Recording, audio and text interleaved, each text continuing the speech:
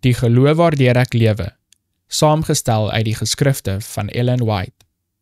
'n Profeetse stem in ons tyd.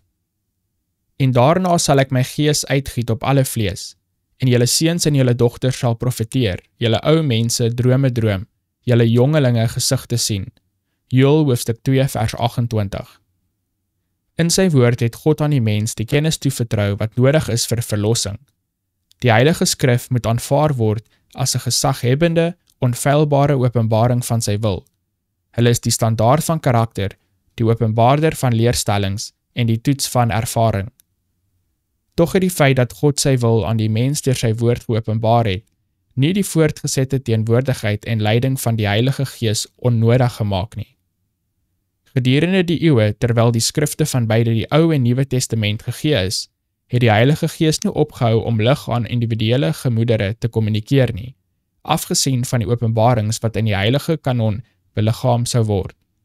En daar word melding gemaak van profete in verskillende eeue, van wie se uitsprake niks opgeteken is nie. Net so, na die einde van die kanon van die skrif, sou die Heilige Gees steeds sy werk voortsit om die kinders van God te verlig, te waarsku en te vertroos. God het beloof om visioene te gee in die laaste dae, nie vir 'n nuwe geloofsreël nie, maar vir die vertroosting van sy mense, en om diegene reg te stel wat van Bybelwaarheid dwaal.